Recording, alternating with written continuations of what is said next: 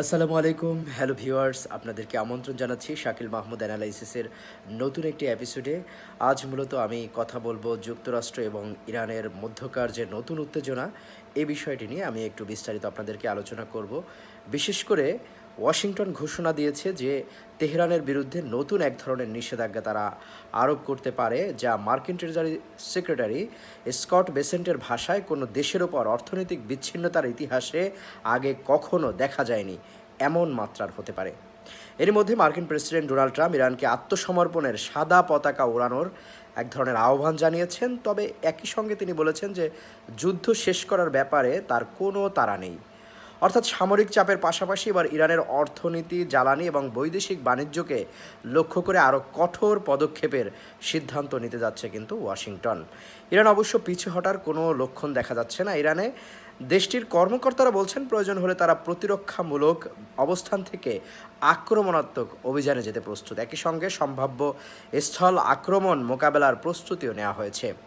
বিশেষ করে জার্মানির ফিলিপস ইউনিভার্সিটির মার্বুকের অর্থনীতিবিদ মোহাম্মদ রেজা ফারজানেগারের মতে এবারের পরিস্থিতি আগের নিষেধাজ্ঞার চেয়ে ভিন্ন, কারণ এবার অর্থনৈতিক নিষেধাজ্ঞার সঙ্গে যুক্ত হয়েছে সামরিক শক্তি এবং নৌ অবরোধ। ফলে ইরানের বাজারে পণ্য সংকট আরও তীব্র হওয়ার আশঙ্কা রয়েছে।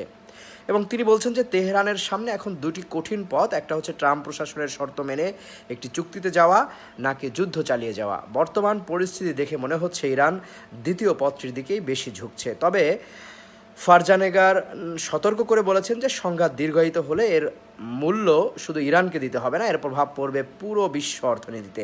বিশেষ করে হরমুজ প্রণালীতে নূতন করে জাহাজ চলাচলে ব্যাহত হলে বিশ্ববাজারে তেল ও গ্যাসের সরবরাহ বড় ধরনের ধাক্কা খাবে। তার প্রভাব পড়তে পারে কিন্তু বাংলাদেশেও। আর এখানেই সবচেয়ে গুরুত্বপূর্ণ হয়ে উঠেছে হরমুজ প্রণালী। ইরানের পার্লামেন্টের স্পিকার এবং শীর্ষ আলোচক মোহাম্মদ বাঘের গালিবাব বলেছেন যুক্তরাষ্ট্র তাদের সমঝোতার স্মারকের শর্ত পূরণ না করা পর্যন্ত হরমুজ তারা খুলবেন না। ইরানের দাবি অবরোধ তুলে নিতে হবে, জব্দ করা সম্পদ ছাড়তে হবে, তেল নিষেধাজ্ঞা প্রত্যাহার করতে হবে এবং সামরিক হুমকি এবং অভিযান বন্ধ করতে হবে। বিশেষ করে হরমুজ প্রণালীর গুরুত্ব কিন্তু এখানে বিশাল আকারে ধারণ করেছে। কারণ একটা বিষয় স্পষ্ট যে যুদ্ধের আগে বিশ্বের ব্যবহৃত তেল এবং প্রাকৃতিক গ্যাসের 1/5 এই জলপথ দিয়ে পরিবাহিত হতো। তাই এই পথ দীর্ঘদিন বন্ধ থাকলে শুধু ইরান নয়, এশিয়া এবং ইউরোপের জ্বালানি বাজারেও বড় ধরনের অস্থিরতা তৈরি হতে পারে। অবরোধের ঝুঁকি বুঝতে পেরে ইরানও বিকল্প বাণিজ্য পথ সক্রিয় করেছে। পাকিস্তান, তুরস্ক সহ স্থল সীমান্ত এবং কাস্পিয়ান সাগর হয়ে রাশিয়া এবং মধ্য এশিয়ার সঙ্গে আমদানি রপ্তানি বাড়ানোর চেষ্টা করছে তেহরান। কিন্তু সমস্যা হচ্ছে ইরানের অর্থনীতি আগে থেকেই দীর্ঘদিনের নিষেধাজ্ঞা, দুর্নীতি, অব্যবস্থাপনা এবং আন্তর্জাতিক বিচ্ছিন্নতার চাপে দুর্বল। প্রায় 9 কোটি মানুষের দেশে মূল্যস্ফীতি, কর্মসংস্থানের অনিশ্চয়তা, কমে যাওয়া ক্রয় ক্ষমতা এবং ভবিষ্যৎ নিয়ে উদ্বেগ এখন বড় বাস্তবতা। এর সঙ্গে যদি জ্বালানি সরবরাহের সংকট তৈরি হয়, পরিস্থিতি আরও কঠিন হয়ে দাঁড়াবে।